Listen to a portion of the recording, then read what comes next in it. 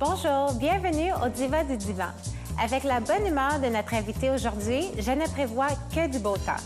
Elle sait nous charmer quotidiennement sur le petit écran avec sa personnalité ensoleillée.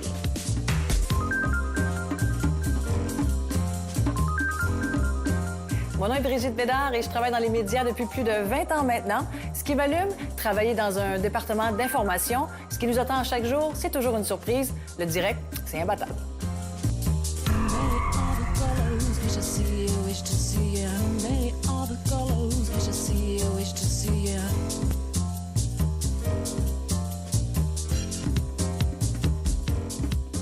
Brigitte, bienvenue sur le beau sofa blanc. Très beau divan, on aime ça, ça commence très bien.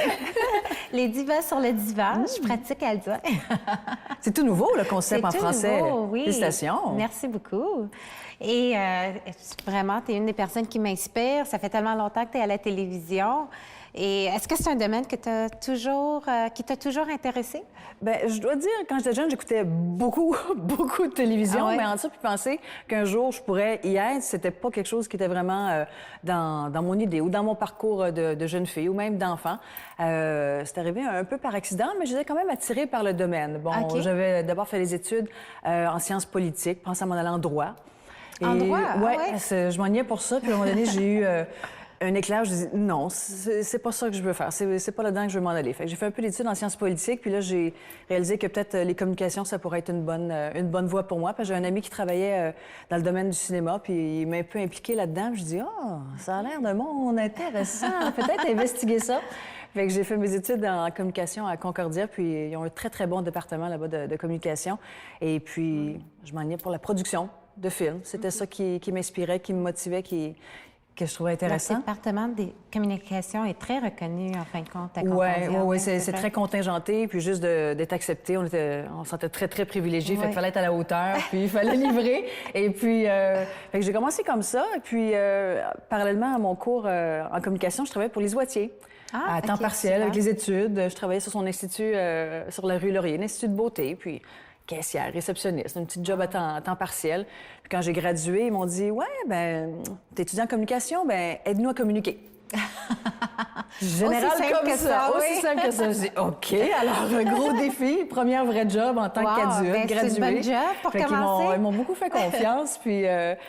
juste comme ils m'avaient embauché à temps plein comme ça, ben ils ont eu une offre de faire une émission de télévision. Madame Moitié a eu une offre de télévision, OK. de faire des émissions, une quotidienne à TVA. Alors, ils m'ont dit, bon, ben toi, t'étudies là-dedans, là, production, ben produis-nous l'émission. OK, un autre défi. Alors, je me suis mis à faire la production de cette émission-là. C'était une quotidienne. On enregistrait 5 émissions par jour. C'était wow. beaucoup de contenu, beaucoup d'invités. Et puis, à un moment donné... 5 par jour, c'est beaucoup. C'est beaucoup d'émissions, c'est Ouais. beaucoup de gestion d'invités, de contenu, de production, mais c'était trippant. Moi, j'apprenais, j'ai tout appris là-dedans, là, dans le métier. Alors, un beau jour de tournage, il y a un invité qui se pointe pas. Alors, Tu sais que c'est une de mes plus grandes qu'est-ce qu'on fait? Tu le sais, tu as des invités des fois qui annulent pour de très bonnes raisons, mais ça nous met un petit peu dans le pépin, dans le trou, dans le pétrin. Fait que Madame Moitié, elle me dit, bon, ben, il nous manque un invité, on va faire une chronique avec toi. Donne-nous tes conseils de maquillage. OK. Wow. OK. J'ai jamais fait de télé. Fait que j'allais me changer. Sorti des produits de beauté, puis on a jasé, puis elle dit, donne-moi tes trucs. Fait que ça a bien été. OK. Puis on en a fait des chroniques, puis j'ai co-animé, j'ai animé des trucs pour elle, des infomercials, bon, différents projets. Je fais beaucoup d'émissions avec elle, puis c'est parti comme ça. Wow. Et bon moment, C'était bonne pas place. C'était pas prévu comme ça, mais des fois, il y a des choses qui arrivent dans la vie qu'on voit pas venir, puis qui nous inspirent peut-être à faire autre chose, à prendre une autre voie. Puis qui nous aide à développer des nouveaux talents aussi. Ben oui, je pensais pas que je pourrais être assez à l'aise comme ça devant la télé, parce que même en étant un invité de remplacement comme ça, je sentais pas de nervosité. Ah, wow. On dit 3, 2, 1, puis je suis partie à parler, puis... Naturel. C'est naturel comme ça. Puis même jusqu'à ce jour, 3, 2, 1, on part. J'ai jamais senti de nervosité ou de stress ou me demander qu'est-ce que je fais là ou qu'est-ce que j'ai à dire. Ça, je le fais comme je respire. Fait que ça, je sais qu'il y a beaucoup de gens dans le métier, ça fait 20 ans, 30 ans qu'ils font ça, puis il y a encore une nervosité puis une fébrilité. Puis moi, je n'ai pas senti ça. Tu sais quoi, pour la caméra, j'ai pas ce sentiment-là, mais quand j'ai essayé de la radio, Ouais. je pensais que ça allait être plus facile, puis oublie ça, j'ai complètement... je bégayais, ça faisait pas de sens. Pour toi, ça devrait être un petit peu moins stressant, hein? Mais C'est ce que je pensais, mais c'est non, ça, je ça sais varie pas. beaucoup d'une personne à l'autre. Tu as fait de la radio à un certain J'en ai point, fait, hein? bien, justement, avec Mme Moitié, on a fait des chroniques radio. Ça, c'était bien agréable. Fait que c'est vraiment différent. Mais parler de beauté à la radio, faut être créatif. Faut être, Il n'y a pas le visuel. Il n'y a pas de visuel. Faut essayer d'être imagé. Fait que ça va être une belle expérience aussi, la radio. Puis moi, ce que j'aime maintenant, parce que, bon, je travaille beaucoup en télévision, c'est surtout dans le département des nouvelles, c'est le direct. OK. T'aimes ça, le direct? Ah, j'aime ça. Ah, mais ça fait peur, le direct. Ben non, parce que... Il y a plus de chances pour l'erreur, je trouve. Oui, c'est pour ça qu'il faut avoir une bonne équipe, il faut être bien entouré, il faut être bien préparé. Mais le thrill du direct, c'est ça qui est le fun aussi. Tu sais jamais qu'est-ce qui va arriver. Tu sais, je travaille en information, au département de nouvelles, il y a n'importe quoi qui peut arriver d'une journée à l'autre, d'une heure à l'autre. Fait qu'on est toujours un petit peu sur le qui-vive, qu'est-ce qui va se passer. Fait qu'il faut savoir s'adapter, il faut savoir se revirer sur un dixaine, comme on dit. Là. Fait qu'il faut être polyvalent, faut s'adapter. Fait que ça, c'est quelque chose de fun dans le métier aussi. Oui. C'est agréable de faire des émissions à l'avance, puis d'être très préparé, puis si ça va pas à notre goût, ben on efface puis on recommence. Mais j'aime ça, cette partie-là, moi.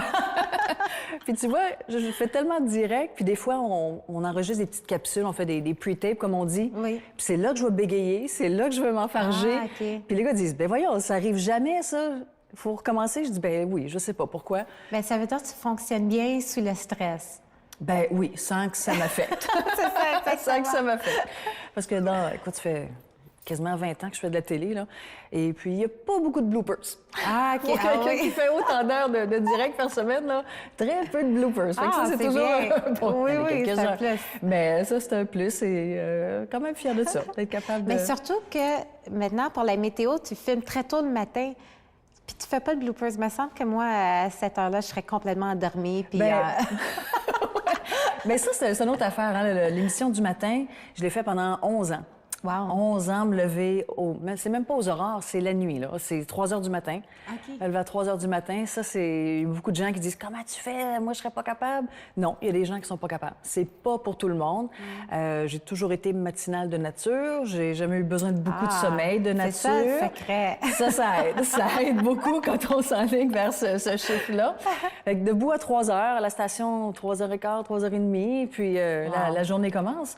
Au moins, il n'y a pas de trafic. Il n'y a pas de trafic. Ça, c'est un des gros avantages. Mais tu sais, un autre avantage aussi, à 9 h, j'avais fini ma journée. OK.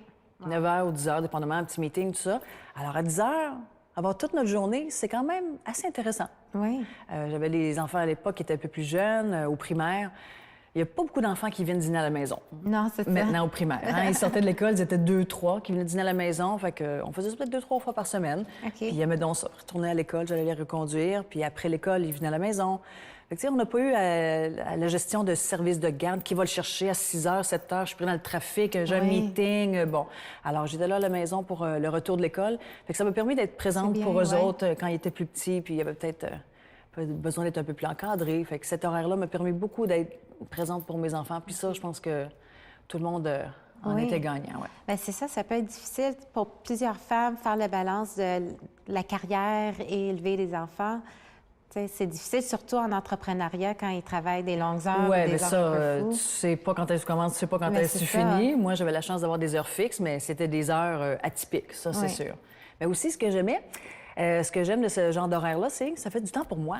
Oui, c'est vrai. Moi, à midi, j'allais luncher avec des copines. Après ça, j'allais au gym. Faire des courses à 2 h l'après-midi, c'est agréable. Il n'y a pas beaucoup de monde. Ça permet de faire un petit quelque chose qui me fait plaisir aussi, de penser à moi. Puis après ça, on s'occupe de tout le monde aussi, mais j'avais un petit peu de me time. Oui. Tu sais, ça, c'est... Ben, tu ne dormais pas beaucoup, ça veut dire. Non. Non. Alors, je t'avoue que rendu au vendredi soir, maman valait pas cher. Il fallait pas que la soirée soit trop chargée parce que, oh là là, j'avais à peine j'avais des difficultés à finir un épisode d'un DVD. Là. Oh my God! On se couchait tôt. On se couchait tôt. Ben, j'imagine. Mais là, maintenant, vu que les enfants sont plus grands, ça libère un peu de temps. Ça libère un peu plus de temps. C'est des ados maintenant, 15 ans, 17 ans. Ils commencent à être autonomes, montrer des signes de dépendance, puis ils font leur affaire. Puis ça, c'est le fun aussi, d'avoir maintenant un petit peu plus de recul, puis pouvoir commencer à penser à moi un petit peu plus. On s'est rencontrés un vendredi soir, puis tu as tenu le coup. Quand même assez tard. Oui. Mais ça, je me dis toujours, c'est bien rare que j'ai refusé une invitation. Oui, c'est ça. On ajuste l'horaire, mais il ne faut pas non plus se priver ou s'empêcher de vivre parce que, bon... on a un horaire, il y a une semaine qui est exigeant. C'est l'équilibre. C'est vraiment équilibrer tout ça. Alors, s'il y a une soirée qui se finit un petit peu plus tard, bien, il y aura peut-être une petite sieste le lendemain pour compenser. Ouais. Est-ce que c'est ça le conseil, tu dirais, pour avoir l'équilibre? Ça serait, tu sais, prendre des pauses, puis tout ça? Prendre des pauses, puis on parle d'équilibre, puis moi, c'est toujours quelque chose que j'ai maintenu là, quand j'étais avec le père des enfants à l'époque. Il y a différentes entités qu'il faut qu'ils soient respectées. Parce que, bon, avant d'avoir les enfants, même avant d'être en couple, il y avait moi, l'entité Brigitte, et il y a l'entité conjoint. Ensuite, il y a l'entité famille et il y a l'entité couple aussi. Alors, c'est 4 entités qui ont toutes besoin d'être nourries, d'être entretenues, mais chacun a besoin de son temps aussi, là. Alors, tu sais, on a besoin du temps en tant que couple, on a besoin du temps en tant qu'individu, puis besoin du temps de famille. Moi, je trouve ça des fois un peu triste quand j'entends des couples, bon, il y a un nouveau bébé ou ça fait 1 an qu'il y a un bébé, puis là, c'est la première fois qu'ils vont au cinéma. OK. Oh mon Dieu, ça prend un petit peu de temps de couple aussi. Là. Oui, c'est le fun, les enfants, tout ça, mais il faut équilibrer parce qu'on était un couple avant d'avoir une famille, puis on était un individu aussi avant d'être en couple, d'être en relation avec quelqu'un. Fait qu'il faut pas s'oublier là-dedans. Faut que tout le monde soit nourri un petit peu dans tout ça. Mais j'ai l'impression, surtout pour les femmes, on a tendance à vouloir s'occuper de tout et de tout le monde avant de nous-mêmes. Alors, des fois, on s'oublie un peu dans le processus. Fait qu'il faut faire un choix conscient de penser à soi. Puis c'est ça qui est le fun avec des copines. Il faut entretenir les liens aussi avec les amis et les amitiés parce que ça fait une partie de qui on est, puis comment on va grandir, comment on va évoluer. Ça nous nourrit, ça aussi, les amitiés, les relations avec les autres. Oui. Mais en parlant d'amitié, quelles sont tes plus grandes amitiés, les femmes qui t'inspirent dans ton environnement? Bien, il y en a quelques-unes. Là. On parlait de Lise Wattier tantôt, c'est certain. Écoute, j'ai commencé à travailler avec elle, j'avais 20 ans, 21 ans. Fait que, je commence à m'épanouir en tant que femme, je commence à travailler, je commence ma vie d'adulte. C'est quelqu'un qui m'a beaucoup impressionnée d'abord, mais par la suite, j'ai appris que c'était quelqu'un de quand même fondamentalement vraiment down to earth, tu sais, terre à terre, rationnelle. Oui, c'est une grande rêveuse, mais elle avait des qualités qui lui permettaient de la voir en tant que femme, en tant qu'humaine, et non comme wow, tu sais, quelqu'un qui éblouit, qui épate. Oui, c'est certain que c'est ce qu'on pense quand on la rencontre la première fois. C'est ça, juste à entendre son nom. Oui. Fait que c'est un privilège, tu sais, de pouvoir travailler avec elle. Alors, une des affaires que j'ai appris avec elle, c'est de toujours se fier à son instinct. Elle avait une idée, une vision de quelque chose, elle nous en faisait peur à l'équipe, tout ça. Des fois, on se disait, ouais, pas sûr que ça va marcher.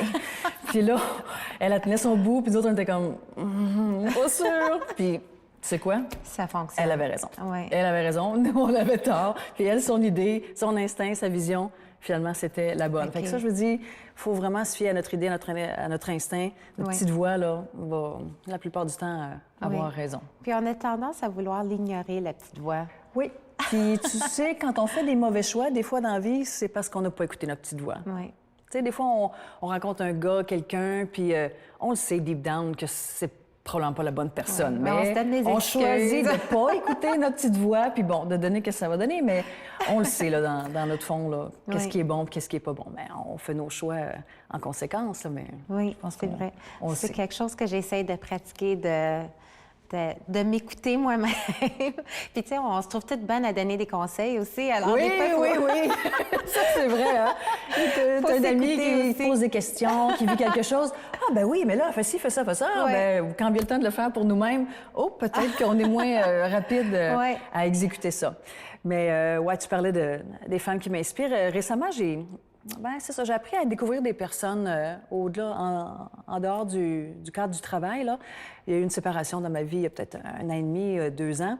Ça m'a permis de peut-être voir des personnes différemment puis d'apprendre à connaître des nouvelles personnes aussi. Tu sais, dans notre vie, on a peut-être, 3, 4 bonnes copines, là, tu sais, qu'on a depuis longtemps puis qui nous suivent depuis un bon bout de temps. Puis on se ferme un peu aux autres. On se ferme un peu, mais là, avec cette nouvelle vie qui s'ouvrait, ça m'a amené à rencontrer des nouvelles personnes. Toi, entre autres, tu sais, des femmes vraiment que je trouve intéressantes, fascinantes, qui ont une belle carrière, qui ont des bonnes idées, qui ont un vécu intéressant. Puis ça m'a appris à connaître ces femmes-là puis qui font maintenant partie de ma vie. Puis je me disais, il me semble, dans ta quarantaine, là, je pensais pas pouvoir développer des amitiés comme ça que dès le début, tu sens très solide puis importante. Tu dis, OK, cette fille-là va être dans ma vie pour un bon bout de temps. Là, tu sais, fait que ça, j'ai trouvé ça des côtés, je dirais, positifs du chamboulement que j'ai vécu dans ma vie, de pouvoir connaître des femmes vraiment sharp avec qui j'ai le goût de partager, de découvrir, de voyager, de m'inspirer. Ouais. Tu sais, j'ai eu quelque chose de similaire quand j'ai eu ma première et plus grande peine d'amour de ma vie. Mais après ça, je me suis rendu compte que donc j'avais pas beaucoup d'amis, puis tu sais, je m'avais tellement mis dans la relation que dans ma vie de couple que j'avais un peu négligé mes amitiés. Ouais. Et alors après, de reconnecter avec mes amis puis de faire des nouvelles amitiés, ça m'a... Bien, premièrement, ça m'a aidé à me remettre de la situation, mais aussi ça a comblé un côté que je pensais même pas avoir besoin.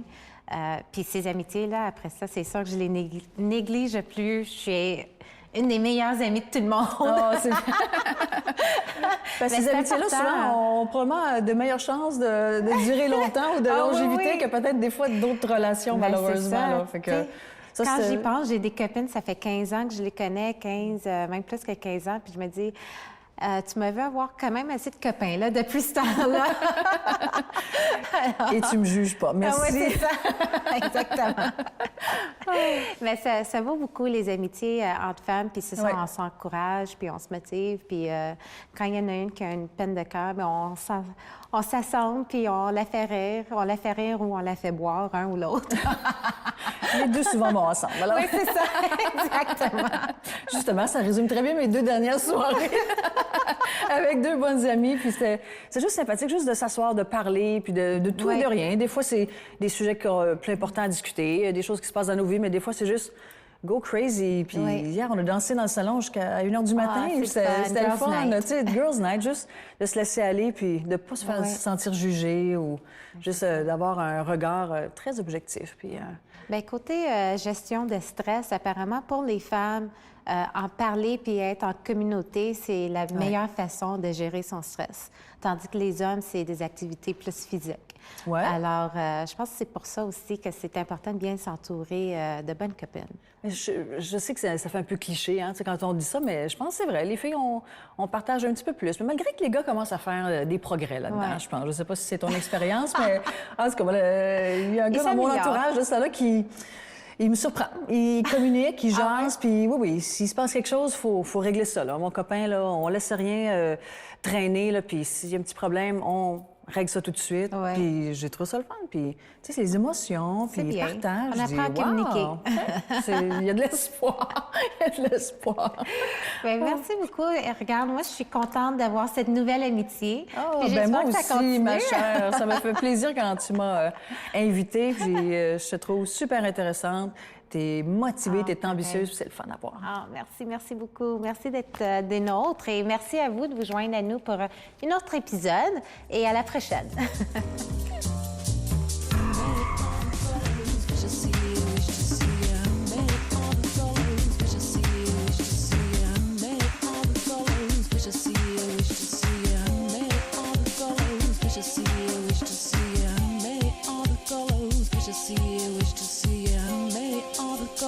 Wish to see you, wish to see you, many all the colors. Wish to see you, wish to see you, many all the colors.